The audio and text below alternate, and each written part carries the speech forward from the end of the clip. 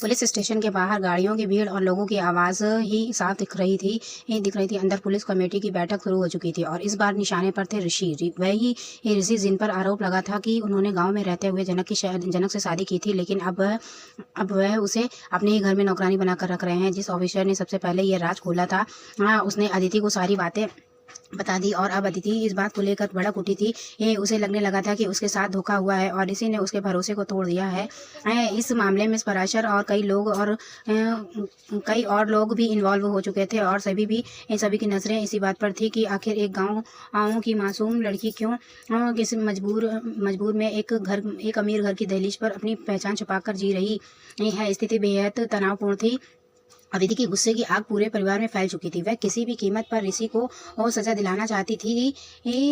जनक के सामने भी ये सवाल रखा गया कि आखिर उसकी सच्चाई क्या है। पुलिस वालों ने साफ कहा कि उन्हें ये सच जानना होगा, वरना कानून अपना काम करेगा। यहाँ पर जनक के सामने सबसे बड़ा सवाल यह था कि क्या वह सबके सामने यह मान ले कि ऋषि उसका पति है, या फिर खामोश रहकर सारी बातों को एक नया मोड़ दे। वह जानती थी कि अगर उसने सच बोल दिया तो ऋषि के खिलाफ और कई केस दर्ज हो सकते हैं। समाज का दबाव, अदिति का गुस्सा और परिवार की कड़वी बातें सब मिलकर उसे तोड़ने की कोशिश कर रही थी। लेकिन जनक के दिल में कहीं न कहीं यह एहसास था कि चाहे हालात कितने भी बिगड़ जाएं, उसने ऋषि का साथ कभी छोड़ना नहीं है। वह जानती थी कि इस रिश्ते को बचाने की जिम्मेदारी सिर्फ उसी की नहीं बल्कि ऋषि की भी है। इसलिए जब पुलिस ने उससे बार बार सवाल किए तब भी उसने सीधे शब्दों में कुछ नहीं कहा, बल्कि उसने अपनी खामोशी को अपने हाव भाव से साफ कर दिया कि वह ऋषि के खिलाफ नहीं जाएगी। यह देखकर ऋषि का दिल भर आया। उन्होंने महसूस किया कि जिन हालातों में जनक उनके साथ खड़ी है वह किसी चमत्कार से कम नहीं। उनका चेहरा पहली बार इतना भावुक दिखा कि बाकी लोग भी चौंक गए। जनक और ऋषि के बीच ये अनकहा रिश्ता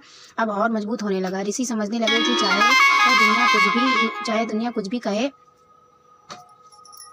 जनक का दिल हमेशा उनके लिए धड़कता है। इस मुश्किल घड़ी में उसने जिस तरह बिना कुछ कहे उनका साथ दिया, उसने उनके मन में एक नई शुरुआत की उम्मीद जगा दी। अब सब सोचने लगे थे कि समय आ गया है जब वह जनक को आगे बढ़ाएं, उसे सिर्फ नौकरानी बनकर नहीं बल्कि अपनी जिंदगी का अहम हिस्सा बनाकर सामने लाए। हालांकि अदिति का गुस्सा अभी भी बरकरार था और उसकी नज़रें सिर्फ बदले पर टिकी थी, लेकिन ऋषि और जनक दोनों को एहसास हो चुका था कि उनका रिश्ता अब एक है। पुलिस कमेटी की पूछताछ और अदिति के सवालों के बीच माहौल बेहद भारी हो गया था।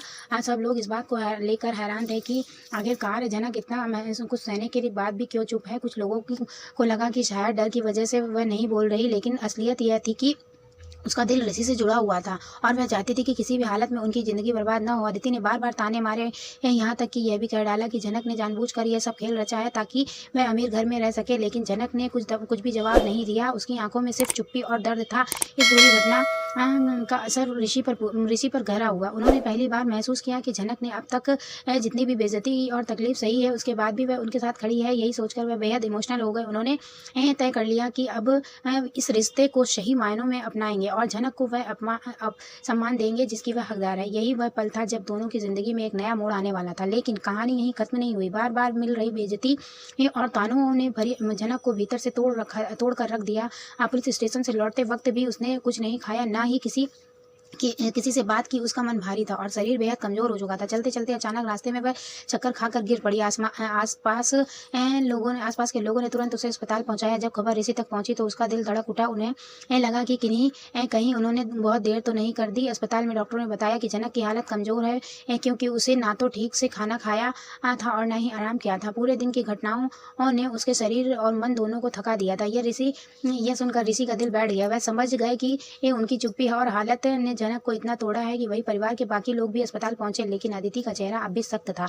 उसे इस बात की परवाह नहीं थी कि जनक क्या झेल रही है। उसके लिए तो बस ऋषि का सच सामने आना जरूरी था। अस्पताल के बेड पर लेटी जनक के चेहरे पर दर्द साफ झलक रहा था, लेकिन जब उसकी नजरें ऋषि से मिली तो उसमें फिर वही भरोसा था। ऋषि ने उसका हाथ पकड़ते हुए महसूस किया कि यह रिश्ता अब सिर्फ मजबूरी नहीं बल्कि एक गहरी डोर है। उन्होंने खुद से वादा किया कि अब वह जनक को कभी अकेला नहीं छोड़ेंगे और उसके लिए हर मुश्किल का सामना करेंगे। यहीं से उनकी जिंदगी की एक नई शुरुआत की नींव रखे जाने लगी। पुलिस कमेटी का डर, अदिति का गुस्सा और समाज के सवाल भले ही अभी बाकी हों, लेकिन ऋषि और जनक दोनों ने महसूस किया कि अब उन्हें साथ मिलकर इन सब का सामना करना होगा। लेकिन हालांकि यह सवाल अभी भी अधूरा था कि अनिरुद्ध कब और कैसे इस रिश्ते की सच्चाई जानेंगे, लेकिन इतना तय था कि जनक की तकलीफों और ऋषि के इमोशंस ने दोनों को पहले से ज्यादा करीब ला दिया है। चटर्जी परिवार के घर का माहौल उस दिन बिल्कुल अलग था। हर कोई अपनी अपनी राय से जनक पर थोप रहा था। एक तरफ अदिति थी और जो लगातार कटु शब्दों से उसे नीचा दिखाने में लगी हुई थी, तो दूसरी तरफ अनिरुद्ध और बाकी सदस्य भी उसे कोसते रहे। दादाभाई की हालत खराब थी और जनक ने बिना किसी स्वार्थ के अपना खून देकर उनकी जान बचाई थी। लेकिन यह बात मानने के बजाय सबने उसी पर उंगली उठाई और तानों और कटाक्षों की बौछार इतनी भारी थी कि जनक का दिल भर आया। उसने ना तो कुछ जवाब दिया, ना ही अपने पक्ष में सफाई दिखा। खामोशी से अपने दर्द को